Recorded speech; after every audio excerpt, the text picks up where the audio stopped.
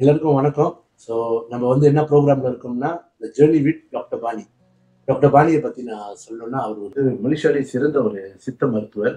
அது மட்டும் இல்ல, வாஸ்து சாஸ்திர நிபுணர், யோகா மாஸ்டர்.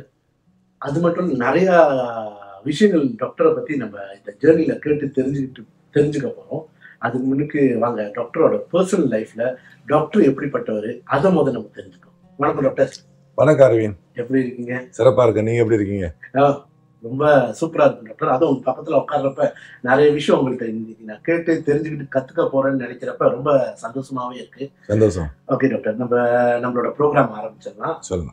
அதுக்கு முன்னுக்கு டாக்டர் பாணினா யாரு, உங்களோட இந்த ஸ்பிரிச்சுவல் லைஃப், இத்தனை கலைகள்ல வந்து நீங்க எப்படி இந்த சிறந்து விளங்குனீங்க, இந்த மாதிரி விஷயங்களை எனக்கும் நம்மளோட வியூவர்ஸ்க்கும் எக்ஸ்பிளைன் பண்ணுங்க. நிச்சயமா. அதாவது நான் படித்தது தமிழ் பள்ளி, செங்காட்டத்தோட்டது தமிழ் பள்ளி தான் படித்தேன். அப்போது இந்த தமிழ் நூல்களை வாசிக்க அது ஆர்வம் மேற்கொண்டுச்சு. ஒரு 16 வயசில் வந்து டவுனுக்கு ஈப்போ டவுனுக்கு போய் புஸ்தக கடையை பார்த்த உடனே அதில் சித்தரோட புஸ்தகத்தெல்லாம் வாங்கி படிக்க ஆர்வம் மேற்கொண்டுச்சு. அதற்கு முன்னே சின்ன பிள்ளையில் எங்கள் எஸ்டேட்டில் என்ன பண்ணுவாங்க, திருவிழாவுக்கு தமிழ் படம் போடுவாங்க. அப்போது அகத்தியர் படத்தை போட்டாங்க. தமிழில் அகத்தியர் படம் பார்த்துருக்கீங்களா? அதை போட்டாங்க. அதை பார்த்தவொன்னே, அவரை கண்டவொன்னே எனக்கு கண்ணில் சும்மா தண்ணி தாரையாக வர ஆரம்பிச்சிருச்சு. என்னடா இவ்வளோ பெரிய ஈர்ப்பு அப்படின்னு சொல்லிட்டு, அப்போ எனக்கு வயசு 12 வயசு. நான் எங்கே டவுனுக்கு போகிறதுப்போ வாங்கிட்டு வருது. அப்போ அந்த ஒரு 16-17 வயசு வந்தவன் தமிழுக்கு போனோடனே புஸ்தக கடைக்கு போயிட்டு மொத அகத்தியர் புக்கை தான் ஒன்று வாங்கினேன். வாங்கி படிக்க ஆரம்பித்த உடனே, இப்படி சித்தர்கள்லாம் இப்படி இருப்பாங்களா, சாகாவரம் பெற்றவங்களா, மருத்துவத்தில் எப்படி இருக்கிறாங்கன்னு சொல்லிட்டு நான் நிறைய புத்தகங்கள் வாங்க படிக்க ஆரம்பித்தேன். எங்கள் பாட்டி அதாவது தமிழகத்தில் என்னுடைய அம்மாவோட பாட்டி, அவங்க வந்து சித்த மருத்துவர். 7 கிராமத்துக்கு அவங்க தான் வைத்தியம் பார்ப்பாங்க. மிகச்சிறந்த சித்த ஒரு மருத்துவம், எல்லா மூலிகளும் பார்ப்பாங்க அவங்க. அதன்படி எங்கள் அம்மாவும் வைத்தியம் பண்ணுவாங்க வீட்டில். எங்களுக்கு பாம்பு கடிச்சாலும் சரி, எஸ்டேட்டில் ஊராங்க கடிச்சாலும் சரி, அல்லது குழவி கொட்டினாலும் சரி, போத்தரோடு வெட்டினாலும் சரி, ஆணி குத்துனாலும் சரி, எல்லாம் எங்கள் வீட்டிலே பார்ப்பாங்க வைத்தியம். அதெல்லாம் பெருசா வந்ததான் போறது. ஒரு சுலபமா ஒண்ணு சொல்றேனே, ஆணி குச்ச என்ன பண்ணுவாங்க தெரியுங்களா? இந்த நெருப்பு குச்ச தலை முன்னுக்கு இருக்குல்ல மருந்து, அந்த கத்தியில சீவி எடுத்து அந்த ஓட்டை, ஆணி குத்துன ஓட்டையில வச்சுட்டு மேல கொளுத்தி விட்டுருவாங்க. அது சுருன்னு ஒரு எரியும் பாருங்க. அதுக்கப்புறம் அது ஆறி போயிடும். இதெல்லாம் பார்த்து எனக்கு வந்து வைத்தியத்துக்கு மேல ரொம்ப நாட்டம் ஏற்பட்டுச்சு. அதுக்கப்புறம் SPM முடிச்சுட்டு அதுக்கப்புறம் வந்து தமிழகம் போக ஆரம்பிச்சிட்டேன் சித்த வைத்தியம் படிக்க. அதை படித்தோட சித்திரம் ஒன்று சொல்றாரு, இதை படின்னு சொல்லிட்டு. அப்புறம் அதுக்கப்புறம் அப்போ யோக மருத்துவம் படிக்க ஆரம்பித்தேன். யோகா ஆசனம். இது யார்கிட்ட படிச்சேன்னா ப்ரொஃபசர் டாக்டர் யோகி ராமையா. அவர் வந்து பாபாஜியோட நேரடி சீடர். அவர்கிட்ட படிக்க ஆரம்பித்தேன் 23 வயசுல. இதை அவர்கிட்ட என்னை கொண்டு போய் சேர்த்தது யாருன்னா, எங்கள் எஸ்டேட்டில் இருந்த மாதவன் குஞ்சம்பு. அவர் தான் எனக்கு முத கொண்டு போய் அங்கே சேர்த்தவர். அதுக்கப்புறம் ஜேர்னி அங்கே போயிடுச்சு. யோகி ராமையா பேச ஆயக்கலை 64 இந்த சித்தர்களுக்கெல்லாம் அத்துப்படின்னு சொன்ன உடனே எல்லா நூலையும் வாங்கி படிக்க ஆரம்பிச்சேன். இன்னைக்கு என்னுடைய வீட்டுல உள்ள நூல் நிலையத்துல ஒரு 10,000க்கு மேற்பட்ட புக்ஸ் என்ன வச்சிருக்கிறேன். ஆமா, ஒரு லைப்ரரி ஓபன் பண்ணிருக்கேன். எனக்கு மிக பிடிச்சது வந்து சித்த வைத்தியம். அதுக்கப்புறம் சித்த வைத்தியத்துல பல கலைகள் உண்டு. அதுல வந்து கிட்டத்தட்ட 64 பிரிவு உண்டு சித்த வைத்தியத்துல. கட்டுமுறை இருக்கு.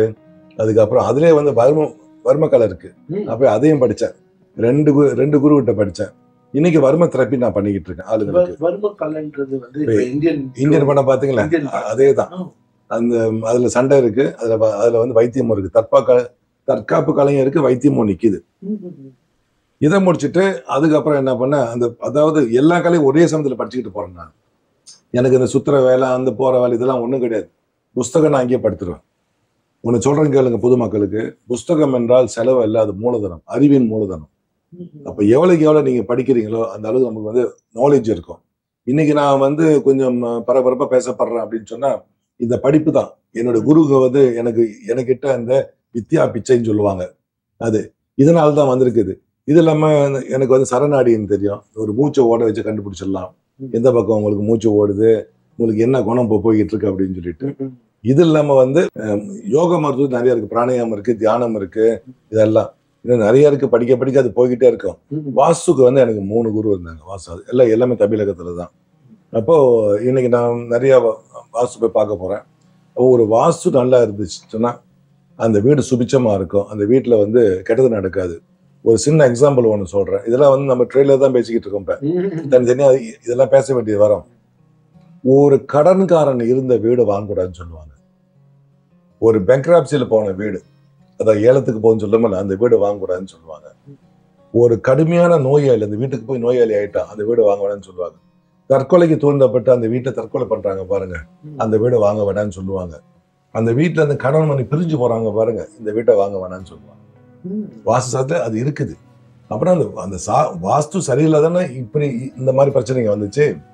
ஆக இயற்கையோட இசைந்த வாழ்வுன்னு சொன்னாங்க. எப்படி இயற்கையோட இசைந்த வாழ்வுன்னா, சைனீஸ் ஃபெங்ஷுயில் என்ன சொல்றாங்க, அந்த அந்த பிராணிக்கு எனர்ஜி சீ ஃப்ளூ, அது வந்து ஒரு ட்ரகனு, அந்த வீட்டு உள்ள கரெக்டா புந்த ஹார்மோனியான நல்ல ஒரு இடத்துல வந்து நல்ல ஒரு இடத்துல வெளியாகணும். அப்படி அதுக்கு அந்த பாதங்கள் அது அங்கேயே சுத்திக்கிட்டு இருக்கும். சுத்தினவொன்னு அது கோவப்படும், அதோடைய கெட்ட அதுவரை தான் வீடு ஃபுல்லா போகும்.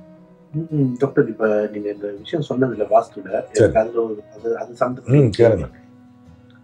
இப்ப இந்த மாதிரி வீடுகள்லாம் வாங்கக்கூடாது சொன்னீங்க. சரி, ஆனா அதுக்கு சொல்யூஷன் இருக்கா? நிச்சயமா ஒரு வாஸ்து நம்பரை கூட்டிட்டு போய் பார்த்தாங்கன்னா, அந்த கதவு அந்த அங்க இருக்கிற இடம் சரியில்லை, கதவு மாத்தி வைக்கலாம். கதவு மாத்த முடியாம சில வீடுங்க இருக்கும். இப்ப கொட்டமணியில மாத்த முடியாத, அப்ப பின் கதவு சரியா நிக்கிறோம், முன் கதவு சரியா நிக்கிறோம். அதாவது நம்மள சமையல் அறை வந்து கண்டிப்பா வந்து அக்னி மூலையில் தான் நிக்கணும். அக்னி மூலைன்னு சொன்னா வந்து சவுத்து ஈஸ்ட் அந்த இடத்துல கரெக்டா சூரியனை பார்த்து, அதாவது கிழக்கு நோக்கி இருந்தா அந்த வீடு சமையல் ஓடும். சில பேர் வீடு வாங்கி வச்சிருப்பாங்க, 2 சமையல் அறை இருக்கும். ஒன்னு வெட் கிச்சன், ஒன்னு ட்ரை கிச்சன் சொல்லுவாங்க. ஆனா சமையலே ஓடாது. இது ஏன்னா அந்த சமையல் அறை இருக்க வேண்டிய இடத்துல எல்லாம் வேற இடத்துல போகுது. இதுக்கு என்ன சொன்னாங்க, வாஸ்துக்குன்னு ஒரு சாஸ்திரம் ஒண்ணு உண்டு. அதை இயற்கையோடு இசைந்த வாழ்வுன்னு சொன்னாங்க. You understand the law of nature, you live accordingly அப்படின்னு சொல்றது.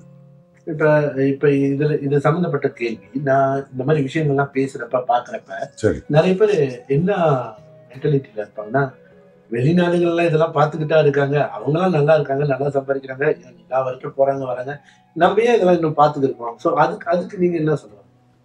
நிலவுக்கு வந்து வளர்ந்த நாடுகள் இதெல்லாம் அவங்களுடைய விஞ்ஞானத்துல வந்து வளர்ச்சி கொண்டு போயிட்டு வராங்க. ஆனா அவன் நிம்மதியா சந்தோஷமா வாழ்றான்னு இருக்கு. நீங்க மேற்கத்திய நாட்டுல பாத்தீங்கன்னு சொன்னா, this is my biological father, this is my mother's bye friend அப்படின்னு சொல்லுவாங்க. நாகரிகமே சீர்குலைஞ்சு போச்சு. ஏன்னா அந்த பாரம்பரியம், அந்த பண்பாடு, அந்த நாகரிகத்தை அவங்க அதை தொடர்ந்து போல. இன்னைக்கு நீங்க பார்த்துருக்கலாம், யூடியூப்ல இதை வேணா பார்க்கலாம், எந்த அளவுக்கு அவங்க ஆடை குறைப்பு செஞ்சிருக்காங்க. வெக்கம் என்பது சுத்தமா இல்லாம போச்சேன். இன்னைக்கு நான் கூட கேள்விப்பட்டிருக்கேன், நிறைய 7 முறை 8 முறை டிவோர்ஸ் பண்ணவங்களா இருக்கிறாங்களே. பெரிய பெரிய நடிகர்கள்லாம் வந்து சில வீட்டுல தற்கொலை பண்றாங்களே. அது இல்லாம போதை பழக்கம் அதிகமா போச்சே. இங்க இருந்து அங்க இக்கரை மாட்டுக்கு அக்கறை பச்சைன்னு சொல்லிவிடலாம். ஆனா உள்ள பூந்து பார்க்கும் போது அது என்ன, லண்டன்ல படிச்சாது, பைத்தோபயோ பிசிக்ஸ் படிச்சிருக்கேன் லண்டன்ல. அந்த வாழ்வியல் முறை எனக்கு என்னன்னு தெரியும், எப்படி வாழ்றாங்க, எப்படி நிம்மதி. பாருங்க, அதிகமான ஸ்ட்ரெஸ், அதிகமான வந்து ஒரு மன அழுத்தத்துக்கு உட்படுறவங்க யாரு? அதிகமான கேன்சர் எந்த நாடு? மேற்கத்திய நாடு தான். அதிகமா வந்து சைக்காட்ரிக் ப்ராப்ளம் நாடு மேற்கத்திய நாடு தான். நம்ம நாட்டிலேயாவது ஏதாவது பிரச்சனை வந்தா சுத்தி பார்த்தா மூளைக்கு மூளை கோயில் இருக்கு, கோயில போய் சாமி கும்பிடுறோம். ஏன் கும்பிடுறோம்? நெஞ்சுக்கு நிம்மதி, ஆண்டவன் சந்நிதி அப்படின்னு சொல்றோம். அந்த நாட்டுல அப்படி இல்லைங்க இல்லையா? சொல்றவங்க சொல்லுவாங்க, முழு ஆராய்ச்சி இல்லையா, 360 டிகிரி நம்ம சுத்தி பார்க்கணும்.